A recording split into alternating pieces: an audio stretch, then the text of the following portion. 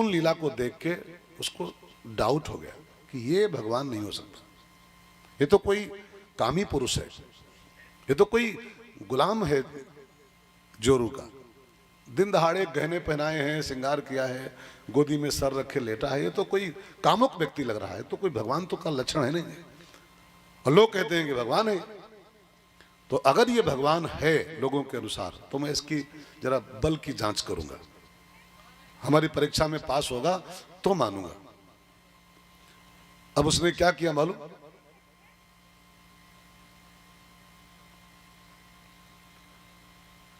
क्या किया? बैठो बैठो जल्दी बैठो, देर हो रही।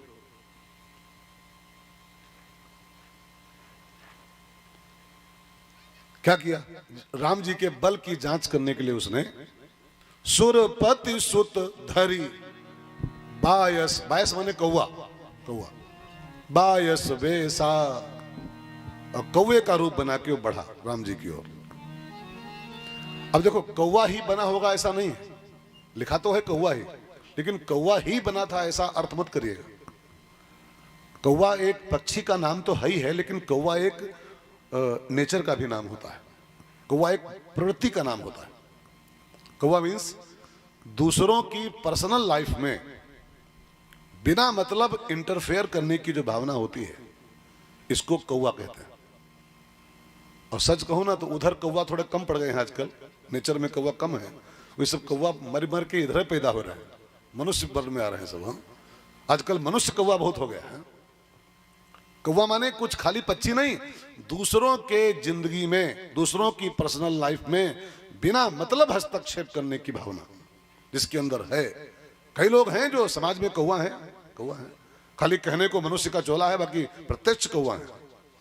दो सगे भाई आपस में बढ़िया प्रेम से रह रहे हो, रोटी पानी उनकी संयुक्त परिवार हो, और एक आदमी एंट्री करता है और चोंच मार मार के और दोनों का चूल्हा अलग करा के तब दम लेता है। वो आदमी नहीं है, वो कौवा है, वही कौवा है।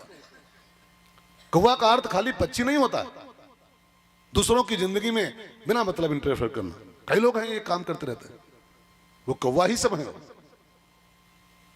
अरे सबकी छोड़ो यार, सच कहूं कई माता पिता कौवा हो गए, मम्मी पापा कौवा हैं कई, अपने ही बेटा और अपनी ही बहू की जिंदगी को चोंच मार मार के बर्बाद कर रहे हैं। मेरे पास कितनी बहुएं आती हैं मिलने कथाओं में, कितनी बहुएं आती हैं और कहती महाराज कोई और नहीं, हमारी मम्मी ही चोंच मार रही है, हमारी उसको लगाती है, उसकी हमको लगाती है, और बस कैसे तलाक हो जाए दोनों की इसका प्रयास कर रही है। तो खाली कहने को मम्मी है वो कौवा है, वो खाली कहने को पापा है वो प्रत्यक्ष कौवा है, वो जो अपने ही बच्चों का जीवन तबाह करने पर तुला हुआ है। मेरे पास कितनी सैकड़ों बहुएं आती हैं कथाओं में, खाली यही शिकायत लेके आते, हमारी मम्मी ही तलाक करना चाहती है, हमारी मम्मी ही जीना हराम किए हैं, हमारे पापा ही रोज ऐसा चोंच मारते हैं कि जीवन बर्बाद किए रहे बच्चा और बहू का। तो ये मत मानना खाली कौवा वही होते हैं, कई मम्मी कौवा होती है, कई पापा कौवा होते हैं, कई लोग कौवा होते हैं दुनिया में।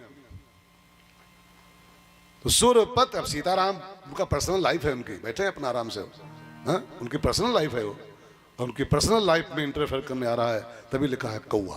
कौवा सुरपति सुत धरी बायस वेसा, सुरपति सुत धरी बायस वेसा, सठ चाहती रघुपति बल देखा, सठ चाहती रघुपति बल देखा, सीता चरचहति भागा, सीता चरण चोचहति भागा, मूढ़ मंदमती।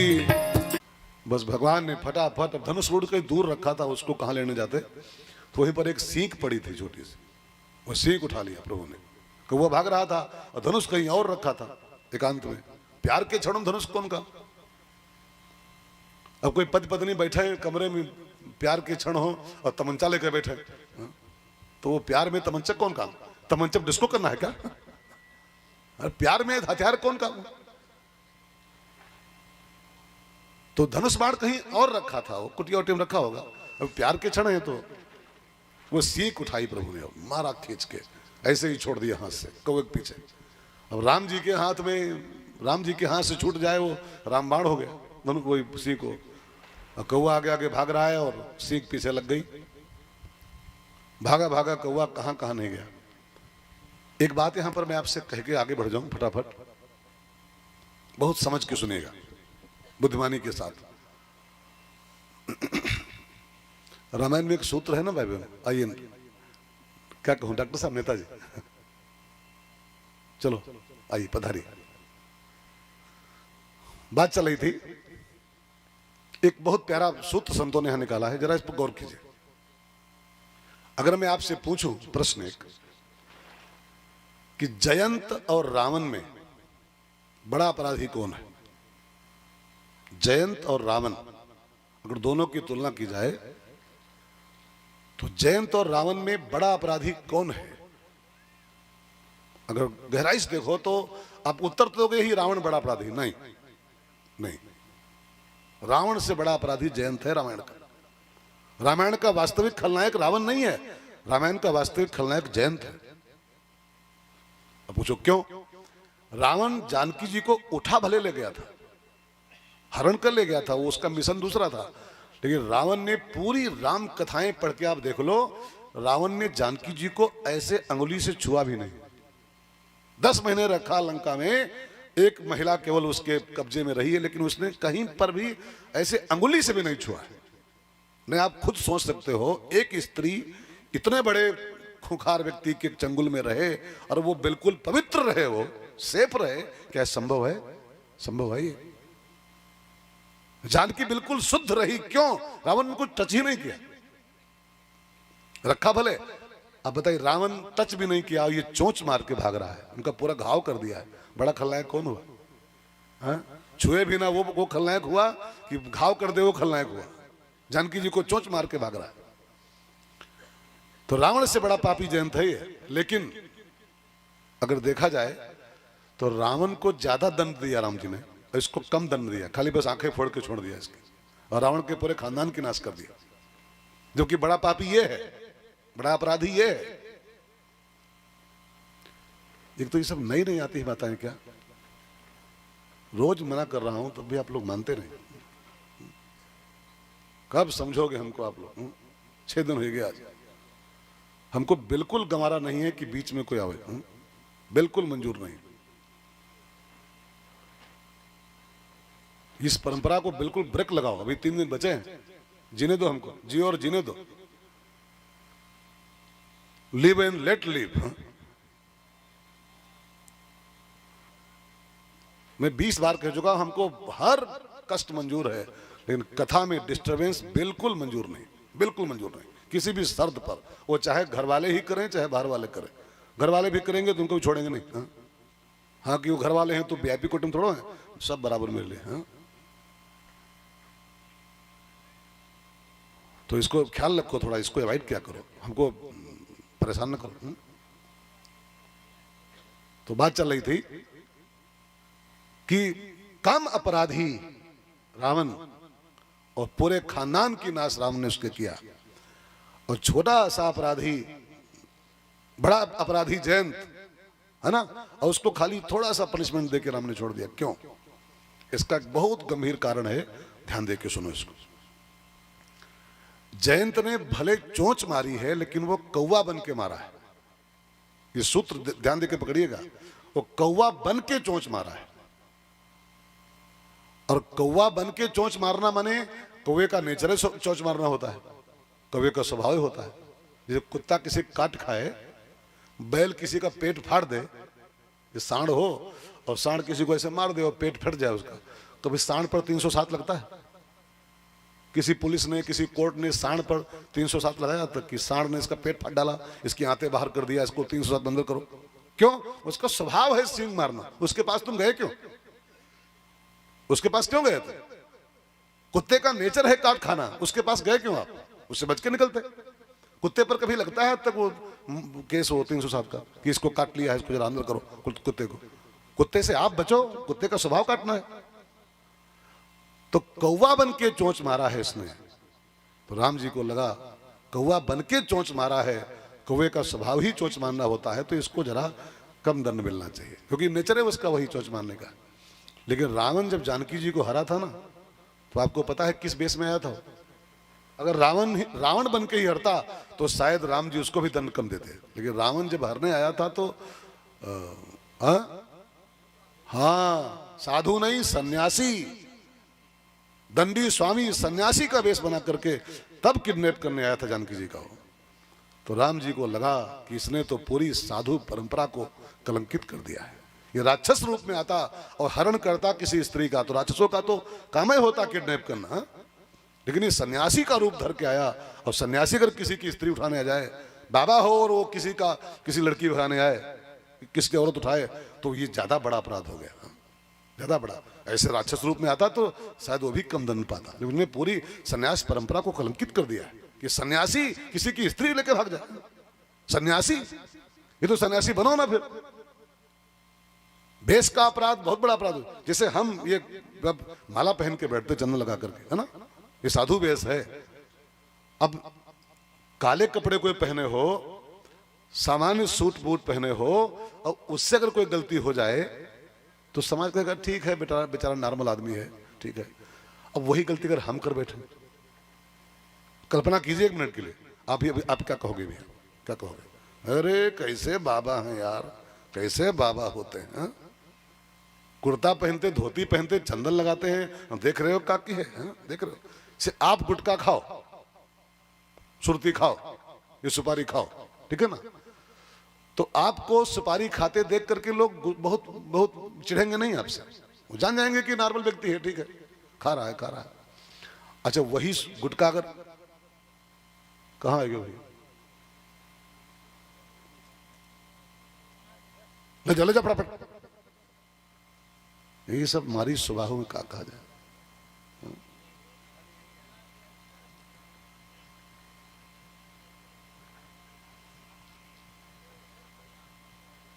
व्यास गद्दी के सामने एक्टिविटी कोई मत करो यार,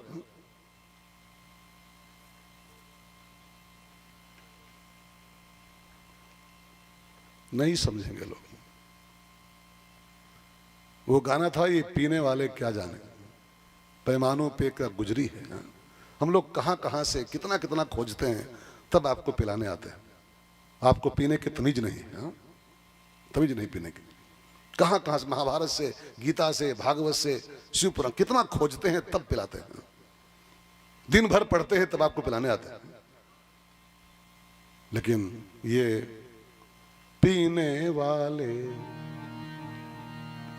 क्या जाने, पैमानों पे क्या गुजरी है, गुजरी है दीवानों से ये मत पूछो, दीवानों पे क्या गुजरी है, गुजरी है। तो पियो, ठीक से पियो, नुकसान कर रहे हो, अपना ही घाटा कर रहे हो। एक कहावत है, अपने पाँव में कुल्हाड़ी मार रहे हो, अपने पाँव में। बात चल रही थी, सन्यासी के वेश में ना आता तो शायद रावण भी कम दंड पाता, लेकिन उसने पूरी परंपरा को ही कलंकित कर दिया। आम आदमी गलती करे तो कम उसकी न्यूज बनती है, लेकिन वही काम अगर कोई बड़ा बाबा कर बैठे, वही काम, जैसे कितनी घटनाएं रोज घट रही समाज में, लेकिन वही काम एक संत कर बैठे तो देखिए बेचारे, पूरी ब्रेकिंग न्यूज साल 2 साल चली है, बाबा ने किया, बाबा ने किया। ये काम का कोई पहली बार में किए थे क्या? दुनिया में रोज ये काम हो रहा है, रोज हो रहा है, हजारों घटनाएं रोज घट रही हैं, बलात्कार की, छेड़छाड़ की। लेकिन कोई संत कर बैठे तो ब्रेकिंग न्यूज बन जाती है। क्यों? क्योंकि उससे समाज को दूसरी उम्मीदें हैं। आप मेरे बारे में दूसरी कल्पना किए हो कि ये साधु है, महात्मा है, जो सब करते हैं, तो हमारे बारे में आपके क्या ख्याल होंगे? हम पूरी परंपरा को बदनाम कर देंगे।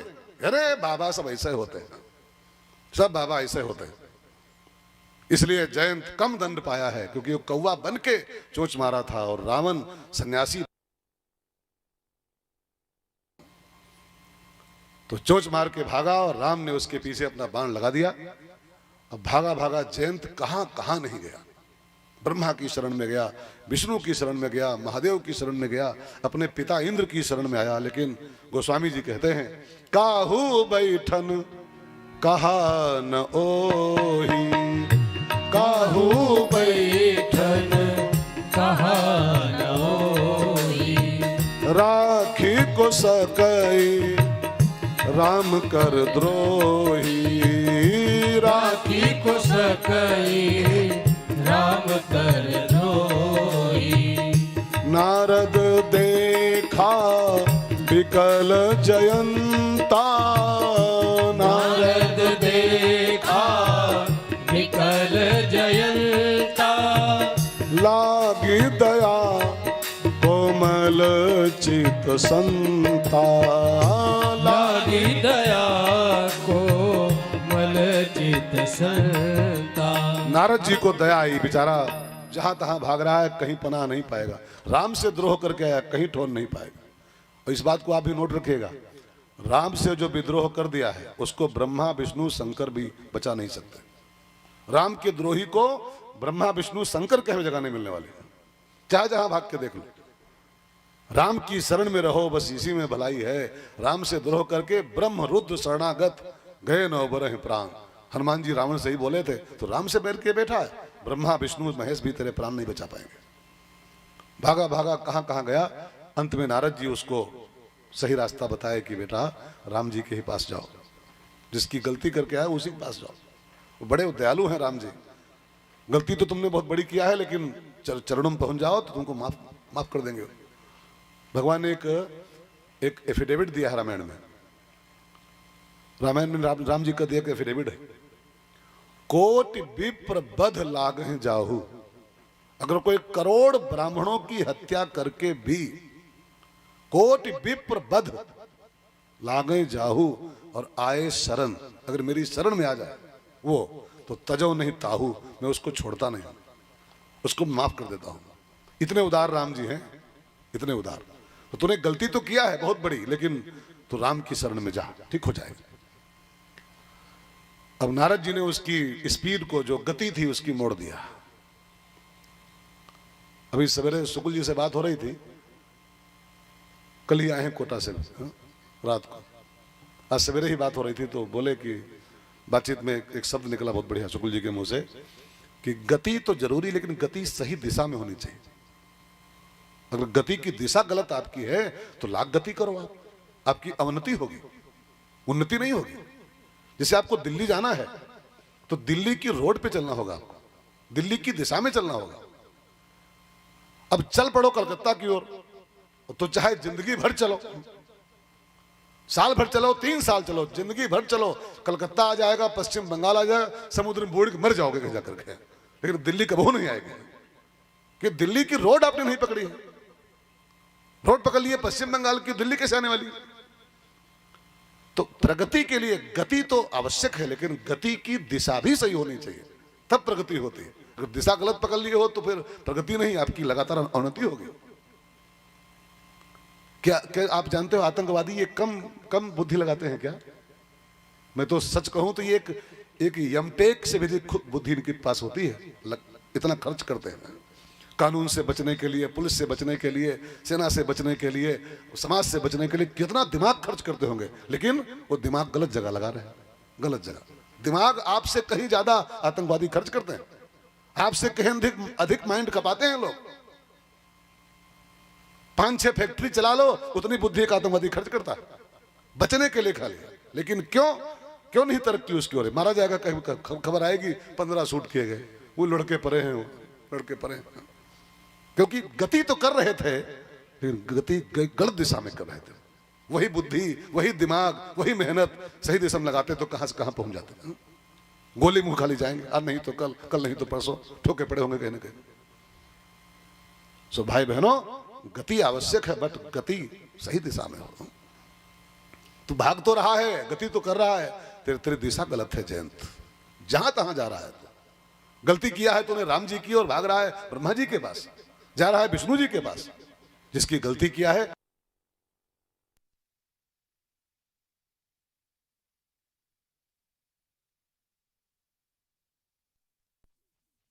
दूर जा रहे हैं, जो राम से विमुख हैं, उन सबकी गति को राम की ओर मोड़ दे, राम की ओर चला दे। यही तो संतों की लाइबिलिटी होती है। और साधु क्यों बनता है इंसान? साधुओं का फर्ज और क्या है कि जो राम से दूर जा रहे हैं सबको राम की ओर चलाए, सबको राम से जोड़े। तो नारद जी ने जयंत की मुंडी पकड़ के मोड़ दिया, जा राम के पास जा। भागा भागा जयंत आया, राम जी के चरणों में गिरा। तो दंड तो उसका बहुत बड़ा था, प्राण दंड के लायक था वो, लेकिन जब चरणों में आ गया तो भगवान ने वही सीख पकड़ लिया जो उसके पीछे लगी थी, और उसी सीख से प्रभु ने क्या किया मालूम? क्या किया? एक नयन करी, उसका एक बल्ब फ्यूज कर दिया प्रभु ने। अभी भी मैं जब किसी का नाम पूछता हूं ना, मिलते हैं बहुत लोग दुनिया में, और नाम जब पूछता हूँ व्हाट इज योर नेम, और जब कोई बोलता है जयंत, मेरा नाम माय नेम इज जयंत, तो मैं धीरे से उसके मुंह की ओर देखता हूं कि जयंत नाम है इसका, तो इसकी दुकानें दोनों खुला है कि एक बंद हो चुकी है। जयंत नाम जिसका सुनता हूं तो हमको डाउट होता है कि इसके दोनों बल्ब है कि एक एलईडी की फ्यूज है। तो भगवान ने उसका एक बल्ब फ्यूज कर दिया।